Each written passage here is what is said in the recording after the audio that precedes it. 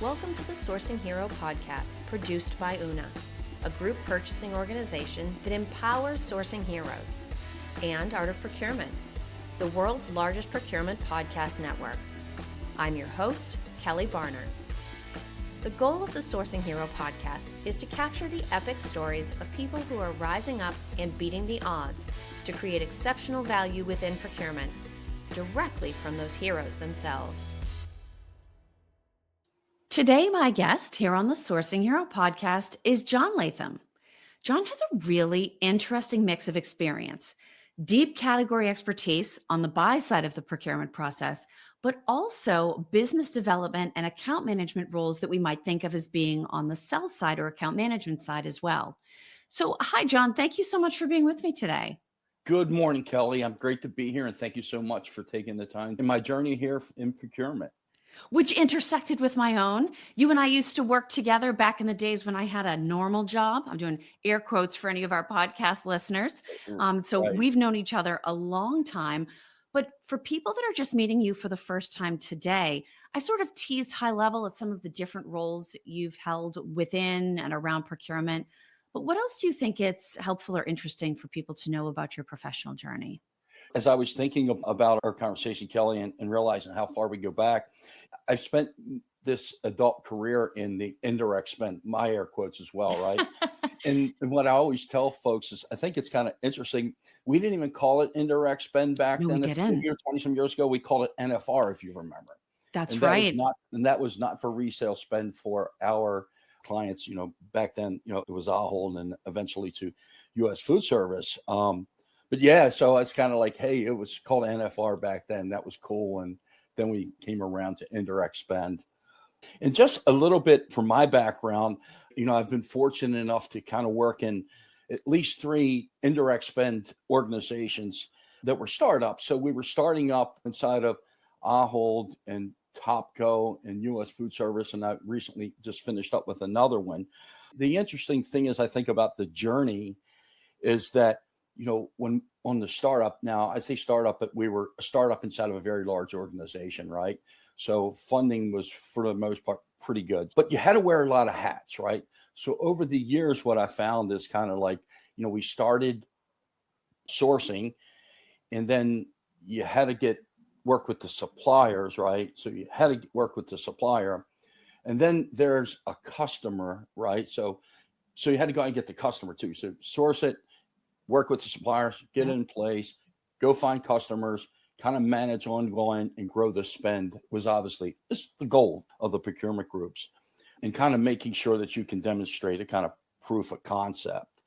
It's really been a journey, and I've seen on the procurement side as well as kind of supplier management side, which I'm kind of working with today. It's been very, very interesting. And I can tell you, I never really thought that I would start in procurement and it was like 20 some years later, like, hey, I'm still around there, right? And a lot of the same people are still in there. They might work for the customer, then they might work for the supplier, and then they come back and forth or they change companies. But it's been an extremely rewarding career, and I wouldn't trade it for nothing else. I always think about procurement as being like the Eagles Hotel California. You can check out anytime you like, but you can never leave. People might move one seat to the left or maybe leave briefly, but they always come back. It's part of what makes jobs so fun because you're either working with the same people for years and years, or you work with somebody for a while and then you get distant for a while and then they come back around. But I do think that you tend to see that in procurement. Maybe in a way, I don't know, our listeners and other functions will have to weigh in if they think they see the same thing in their professional community. But I think procurement is uniquely dedicated to working in this space, despite all of the changes that we've seen. I know I can think of a couple things that are pretty different, but for people that are new to the profession now, what are some of the things you think maybe they take for granted that our minds would have just been blown by back in the early 2000s? Yeah. So the one thing that absolutely comes to my mind was spend analytics, right? So today you look at artificial intelligence and spend cubes and so much technology out there today that a procurement sourcing person can really get access to data very, very quickly. Where I'm going to take us back down in history here is we were sitting and kind of getting spreadsheets and trying to get downloads of AP data. And we didn't even know what category it belonged in. And it would be like Kelly, Kelly Services. Well, we didn't know whether Kelly Services was went to a cleaning category, or it was a office supply supplier, or they sold trailers, right? So you're just manually going through this spend and just trying to figure out, what do you do with the spend? Where do we categories? Because we had like 10 or 12 categories, and we're trying to bucket into those. And then we had professionals and subject matter experts kind of sitting behind each one of those categories. But that is certainly true. But with technology, software today, I would tell you that's come like miles ahead. I mean, folks have access to data very, very quickly. And quickly means, finishing projects and getting to sourcing events at a much expeditious pace. And today, even the smaller suppliers, I feel like, are more digitally enabled than they were. I can remember making the transition early days to, I guess, online strategic sourcing or whatever we called that, and getting on the phone and coaching suppliers who didn't have computers. And we would say to them, well, maybe your local library has a computer where you could go and complete this RFP online. That wasn't all that long ago. And that's what we were coaching suppliers to do. Yeah, you're talking about fax machines too. Absolutely. Someone says a fax machine today, you're kind of like, what century are you living in? So if you remember how we kind of got around that a little bit, was to have authorization from the customer, because the supplier most of the time had a lot of the data. The customer maybe didn't know where they're spending. Like, I remember speaking to one of our customers, many years ago, and we said, well, who buys office supplies?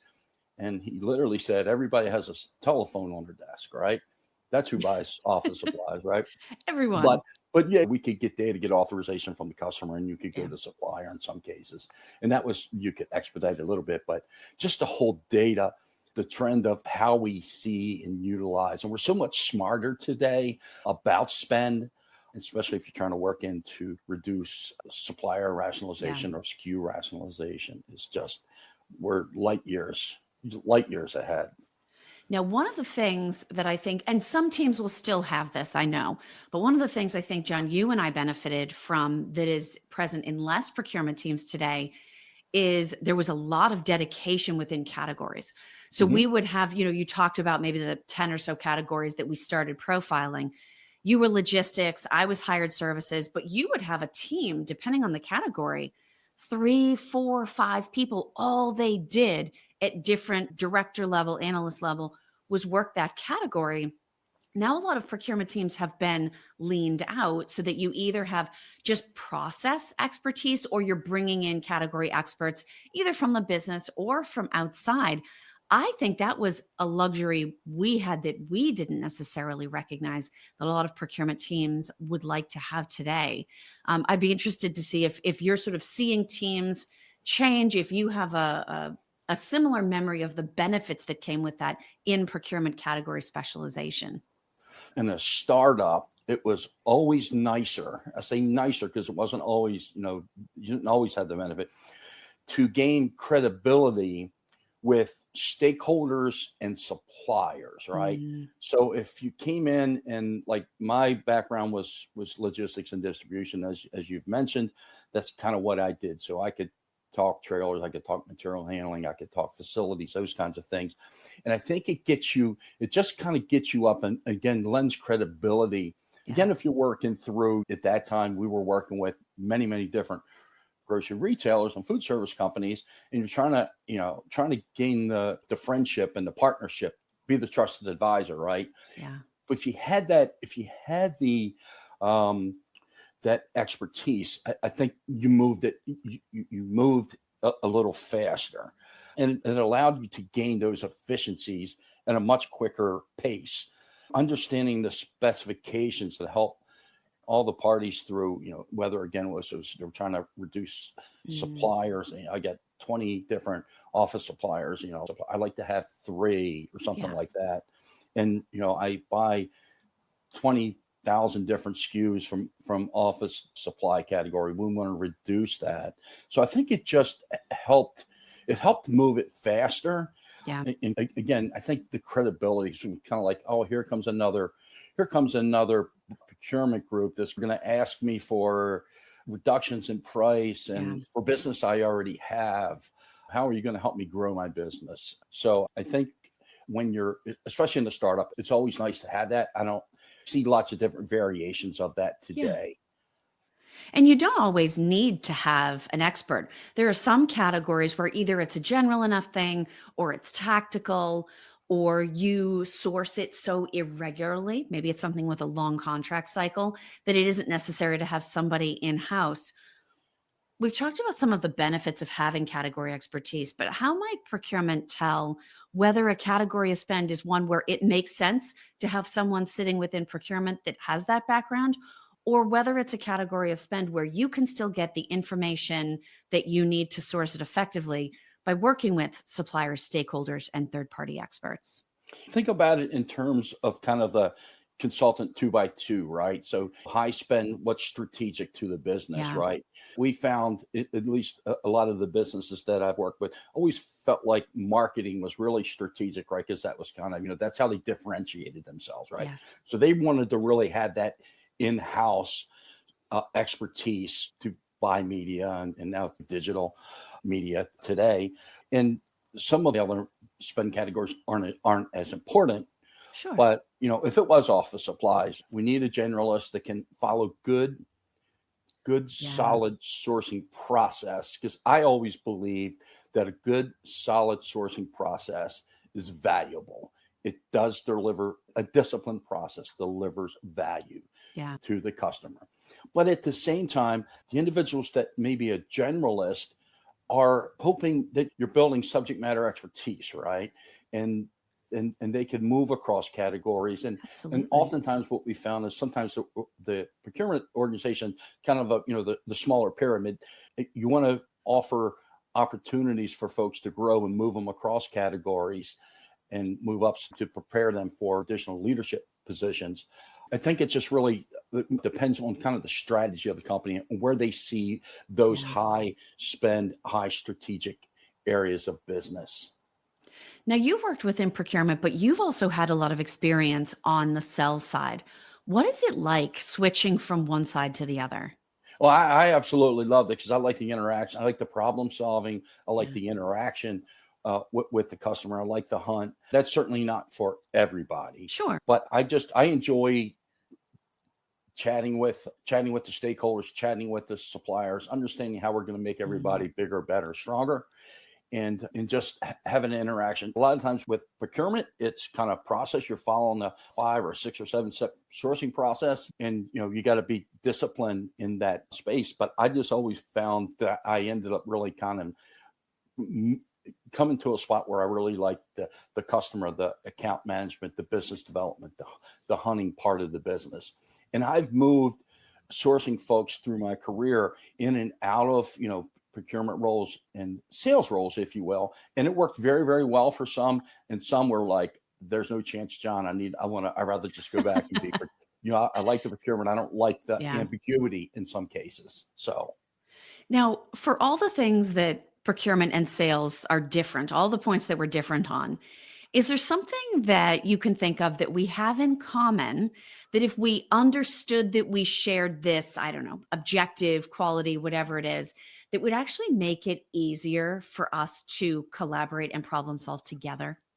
Well, I mean, delivering value in the end, it's about delivering value to the customer, to the supplier partner. And suppliers, I believe, today are treated much differently than they were Mhm. some years ago, and positively, I Yes, hope, from what I I see. agree.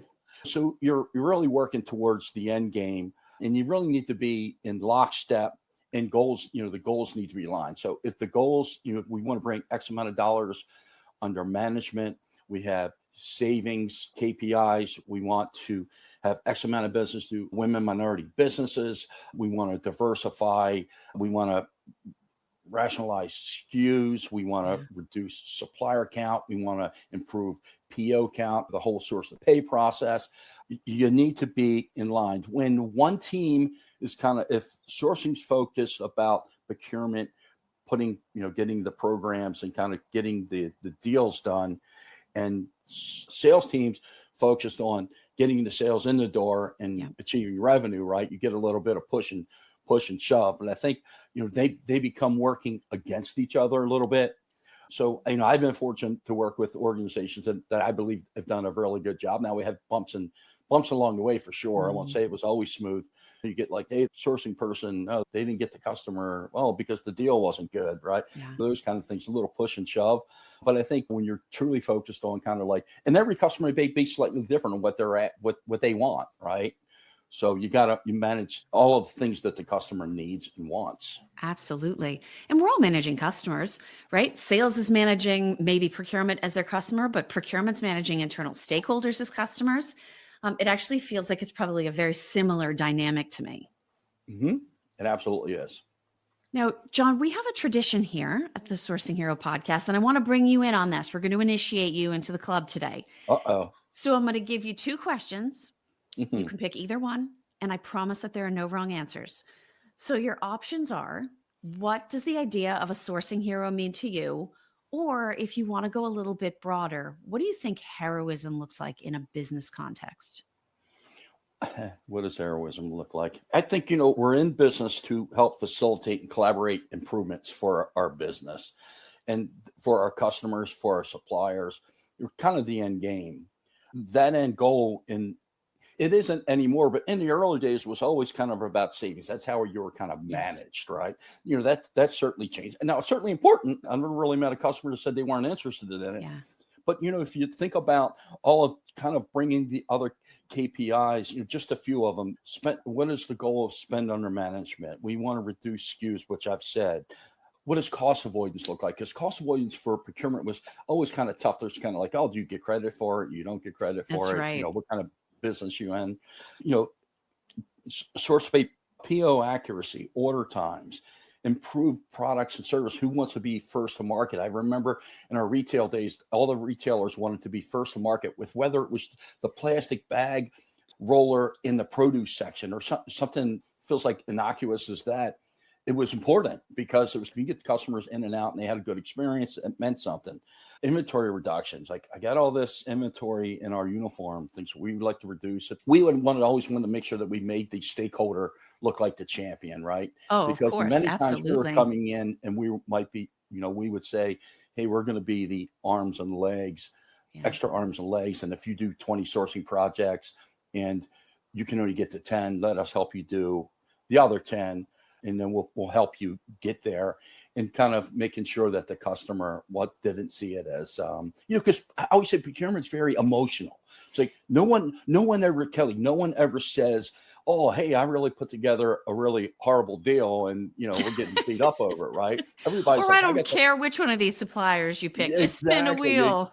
Exactly. Hey, we just got really a good deal. It's strategic. It's long-term. We have a partnership and whatnot. But folks want to feel good. I guess like anything else in life, you want to feel good about what you do. But I've just always felt like procurement's like, I made the deal of a lifetime, right? And maybe they did. And you know what? If it wasn't the deal of a lifetime, it means there's another good one coming. You might as well feel good about the deal that you managed to negotiate. Right.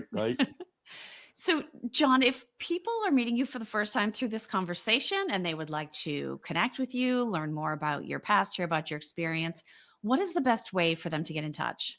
Yeah, email. I'm very active on LinkedIn. I interact on a daily basis with lots of folks. Every week I meet and have calls with folks that, I just meet on LinkedIn that just are changing jobs or just have ideas. And I'm doing the same with others.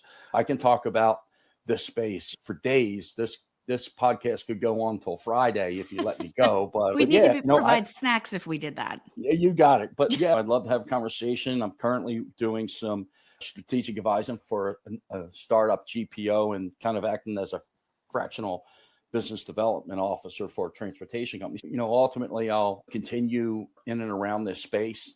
And I love to talk to anybody that'll give me time. Thank you for listening to this episode of the Sourcing Hero podcast. Join us again next time for more true stories of sourcing and business heroism performed by your colleagues and peers. Look for the Sourcing Hero wherever you get your podcasts, and don't forget to subscribe. Finally, don't forget, sourcing heroism is taking place all around us every day. Keep your eyes open and you're bound to see it. Until next time, I'm your host, Kelly Barner. Stay well and always remember that you can be a hero too.